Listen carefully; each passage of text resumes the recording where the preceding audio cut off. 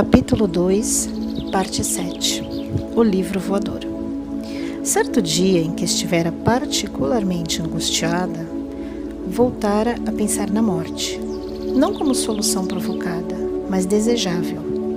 O dia fora longo, difícil e cansativo.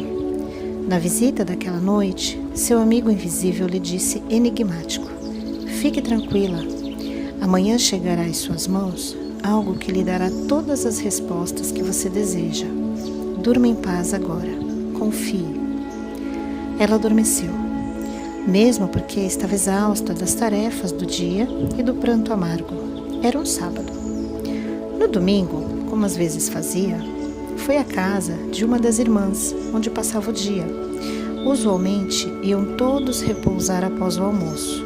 O calor era intenso naquela época e não tinham disposição para mais nada após a refeição, senão para dormir.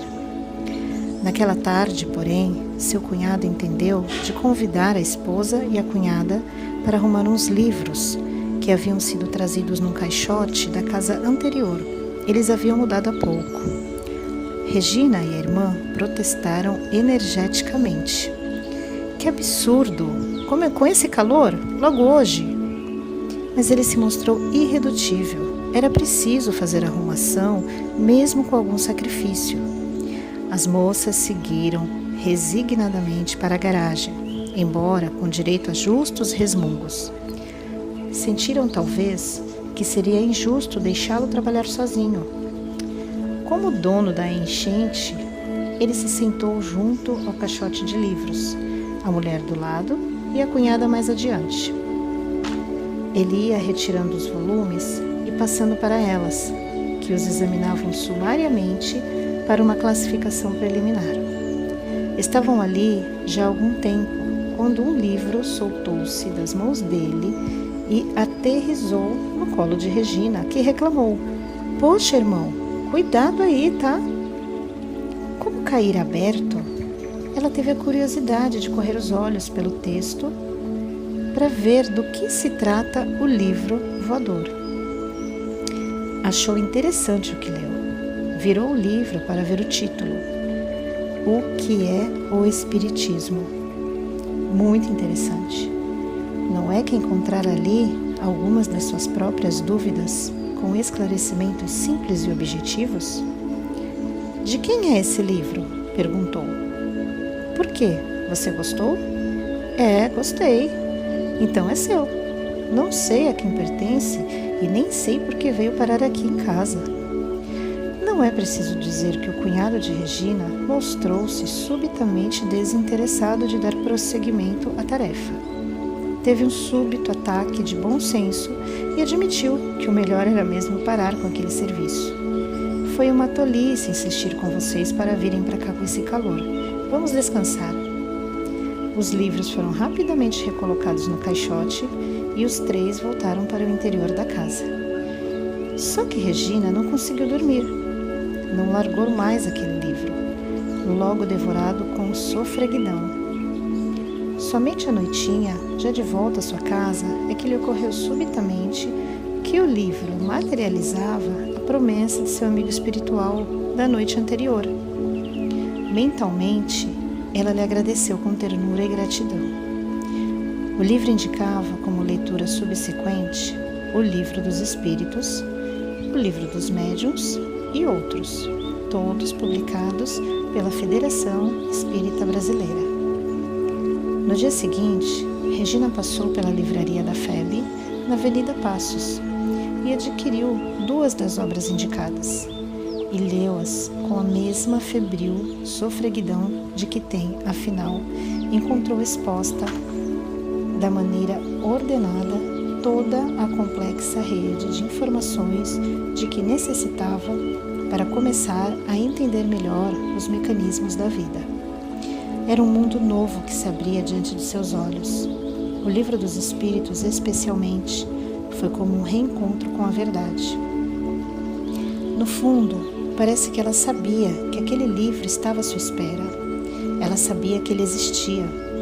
Tudo estava lá, de maneira lógica, simples, compreensível e racional. Aquele Deus, sim, ela podia aceitar. pois não era injusto. A dor não era uma punição como ela pensava, mas um remédio para a alma doente de tanto errar. Sintomaticamente, deixou de ouvir a voz durante o tempo dedicado à leitura dos livros básicos. Teria perdido o amigo, dono da voz consoladora, conhecedor de tantos enigmas da vida? Não, disse ele quando voltou. Apenas dele um tempo para ler e meditar sobre as novas ideias que estava absorvendo. Na verdade, ele nunca mais a deixou. Não que viesse com a mesma assiduidade de antes. Disse-lhe certa vez que tinha muitas ocupações e responsabilidades, mas nunca deixou de assisti-la e ampará-la nos momentos mais críticos, sempre solícito, simples, sem atitudes para impressionar, com uma palavra de esclarecimento, estímulo e orientação.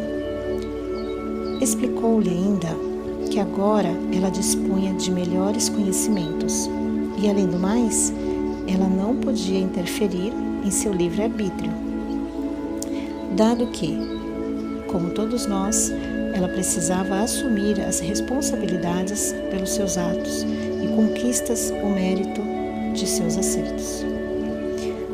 Esse discretíssimo amigo espiritual foi mais uma presença do que uma pessoa concreta. Cerca de 20 anos depois, ela diria que só ouviu 4 vezes. A primeira, no início, logo após a leitura dos livros de Kardec. Regina descreveu-o como uma pessoa de elevada estatura e esguia. Apresentava-se vestido com uma túnica singela, meio evasê, abotoada na frente. Quando viu pela primeira vez, ele trazia um livro nas mãos. É o meu instrumento de trabalho, explicou ele. Era um exemplar do Evangelho. Ele e também outra entidade muito querida, que mais tarde se manifestaria a ela, somente ocorrem nos momentos de crise excepcionalmente aguda ou quando decidem tomar a iniciativa para comunicar-lhe algo decisivo em relação à sua programação espiritual. Em tais casos, ela sente abrir-se um canal que conduz o caminho luminoso que passa por uma espécie de túnel. É por ali que vem o pensamento deles. Quando um deles vem visitá-la, é por ali que se vê chegar e regressar. Regina os considera amores muito queridos de várias e remotas existências e que, adiantando-se na trilha evolutiva, estão sempre atentos, velando por ela nos elevados planos em que vivem. Sem que todos os seus problemas estivessem resolvidos por um passe de mágica, estava agora mais esclarecida acerca deles, bem como dos fenômenos que continuavam a ocorrer. Sabia ela agora que se chamava mediunidade ao conjunto de suas faculdades e que cada uma delas tinha sua classificação no quadro geral e uma função específica. Isso queria dizer também que, sendo médium, ela viera incumbida de uma tarefa e precisava desempenhá-la a contento. Queria dizer um dia, numa daquelas dramáticas prestações de contas, se não atendesse aos compromissos que certamente assumira. Mas por que começar?